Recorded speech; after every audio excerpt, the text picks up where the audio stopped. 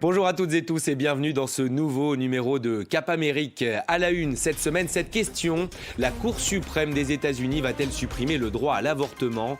Oui, si l'on en croit un document explosif révélé lundi soir. En colère, des milliers d'Américains ont battu le pavé. Nous irons également au Brésil, pays qui s'inquiète d'une pénurie de composantes de fertilisants. C'est l'une des conséquences inattendues de la guerre en Ukraine. Vous le verrez tout à l'heure. Et puis les strass et les paillettes étaient de sortie à New York. Nouvelle édition du Met Gala. À l'honneur cette année, l'âge d'or américain. Thème pour le moins controversé. Vous le verrez tout à l'heure. Le texte fait l'effet d'une bombe. Un document révélé par le site Politico atteste que la Cour suprême des États-Unis serait donc sur le point de renverser le fameux arrêt Roe versus Wade, un texte qui garantit depuis 1973 le droit à l'avortement là-bas. Incompréhension, colère chez certains Américains qui ont manifesté hier. Le sujet, une chose est sûre, c'est invité dans la campagne des midterms en novembre. Jade Lévin. De New York à Los Angeles, en passant par Washington, des milliers de manifestants crient leur colère. La Cour suprême des États-Unis projette d'invalider le droit à l'avortement, pourtant reconnu depuis 1973. Les femmes sont traitées comme des citoyens de seconde zone. Ce n'est pas qu'une question de justice reproductive, mais aussi de justice raciale et économique. À quelques mois des élections législatives de mi-mandat en novembre, les démocrates retrouvent un sujet essentiel pour mobiliser leurs électeurs. Le président Joe Biden encourage les Américains à choisir des candidats favorables au droit à l'IVG. Un appel suivi par sa vice-présidente. Nous sommes en première ligne de ce combat depuis de nombreuses années, tous ensemble. Et maintenant, nous entrons dans une nouvelle phase. L'abrogation de l'avortement par la Cour suprême serait une victoire historique pour les Républicains, alors que le camp démocrate veut arracher une majorité au Capitole.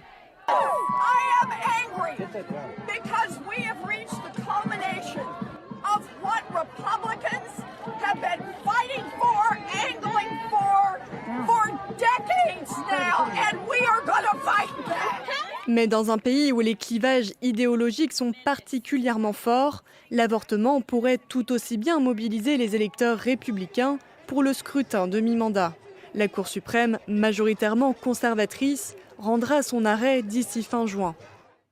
Voilà donc pour les images. On va en parler avec vous, Douglas Herbert. Bonjour. Bonjour. Vous êtes chroniqueur international ici à France 24. Le droit à l'avortement aux États-Unis peut-il vraiment être remis en cause ? En tout cas, une bataille politique s'annonce. Le président Biden s'en est mêlé.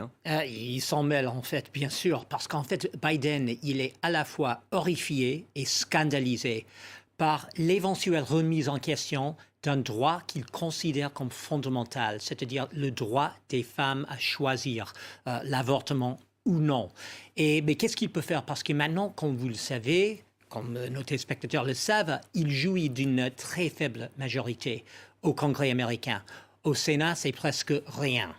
Et dans la Chambre de représentants, oui, c'est un peu plus grand, mais en fait, il n'a pas beaucoup de marge de manœuvre. C'est-à-dire, qu'est-ce qu'il fait en ce moment ? Il appelle les Américains à aller aux urnes, dans les urnes, à voter pour des élus démocrates à tous les niveaux, que ce soit local ou national, fédéral, voter pour des élus qui vont protéger ce droit, comme j'ai dit, qu'ils considèrent comme constitutionnel, fondamental, le droit qui existe depuis maintenant un demi-siècle aux États-Unis, depuis 2 générations de femmes qui ont grandi avec cette loi, de voter en faveur de cette protection. Parce qu'il n'aurait jamais pensé qu'une Cour suprême remaniée par Donald Trump, son prédécesseur, à une majorité très conservatrice, pourrait être en mesure vraiment d'abroger cette loi fondamentale. Alors on comprend facilement pourquoi il y a un tel séisme politique là-bas. Rappelez-nous tout d'abord ce que c'est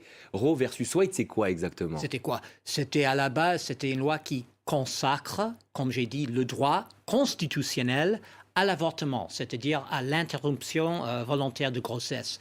Ce qu'il ne fait pas, c'est-à-dire c'est au niveau fédéral, on ne pouvait pas dire aux États que vous pouvez légiférer vous-même sur ce droit. Maintenant, s'ils finissent par abroger cette loi, ce Roe versus Wade, ça veut dire que chaque État, les différents États vont avoir le droit d'adopter des lois hostiles ou peut-être de bannir le droit à l'avortement. C'est-à-dire, ça sera aux États et non pas au niveau fédéral de décider de ce droit à choisir. Alors, c'est vraiment complètement chamboulé la donne. Et du coup, bien sûr, certains États pourraient se montrer très restrictifs. Il y en a maintenant plus la moitié des États aux États-Unis, c'est-à-dire 26 États américains sont hostiles à l'avortement. Et ce n'est pas quelque chose qui s'est fait d'un jour au lendemain. Déjà depuis des décennies, depuis les années 70, il y a un lobbying intense, c'est-à-dire des conservateurs qui étaient vent debout contre cette loi depuis 1973.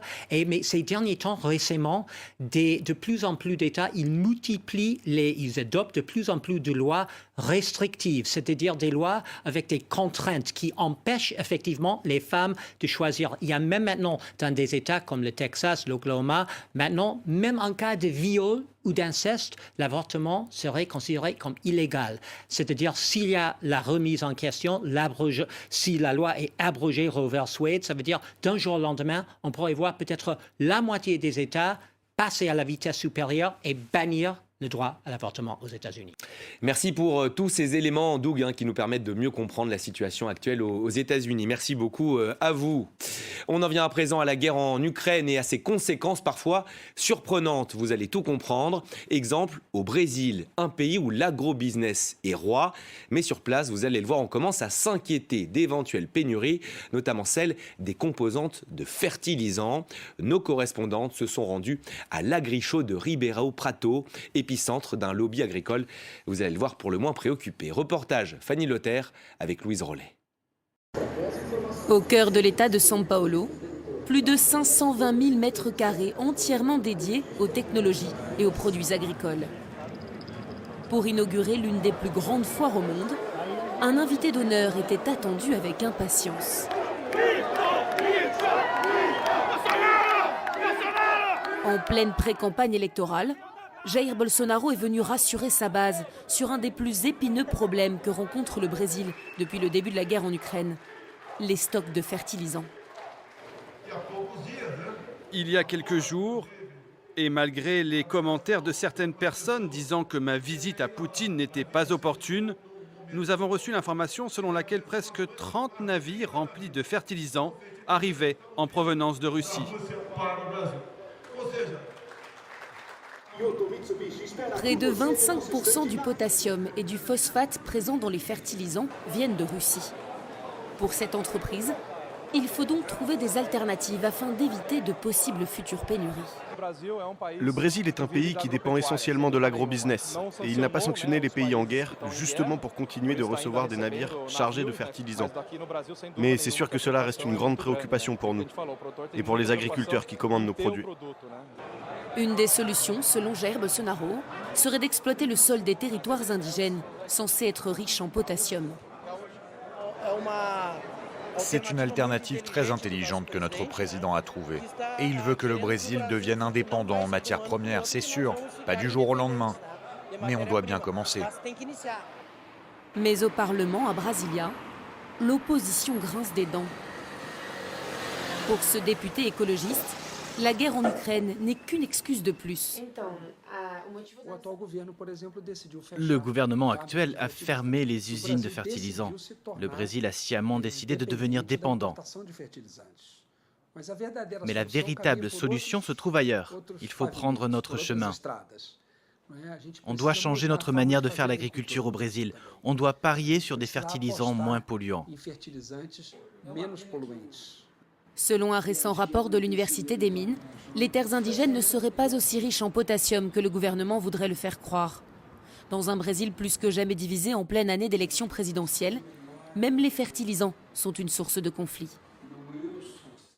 C'est chaque année l'un des plus grands rendez-vous de stars aux États-Unis. Le Met Gala de la reine de la mode Anna Wintour se tenait cette semaine à New York. Le thème, cette année, l'âge d'or américain.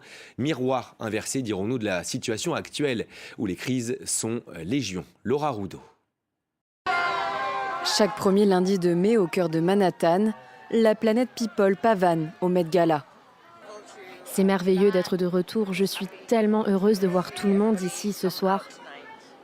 Cette année, Elon Musk, l'homme le plus riche du monde, figure parmi les 400 invités. Également présent sur le tapis rouge, le chanteur belge Stromae. Ça fait bizarre, première fois ici, honoré d'être ici vraiment. Mais dans les coulisses du Met Gala, la fronde s'organise. Les employés du groupe Vogue viennent de se syndiquer.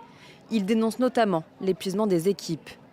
Dans ce pastiche d'une couverture de Vogue, le Met Gala 2022 est pour eux la plus longue nuit des travailleurs.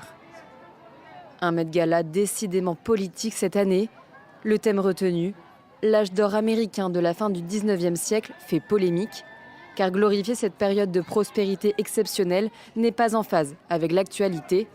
Beaucoup d'Américains luttent contre une inflation historique. Le maire afro-américain de New York est lui venu au Met Gala pour dénoncer les violences policières. Je voulais profiter de ce moment pour parler du nombre incalculable d'innocents qui meurent à cause des armes à feu. À 35 000 $ le ticket d'entrée, le gala annuel recueille des dons astronomiques pour l'Institut du costume du Metropolitan Museum of Art. L'an dernier, le Met Gala a rapporté plus de 16 millions de $. Et c'est déjà la fin de ce numéro de Cap Amérique. Merci à toutes et tous de l'avoir suivi. Restez avec nous. L'information continue sur notre antenne.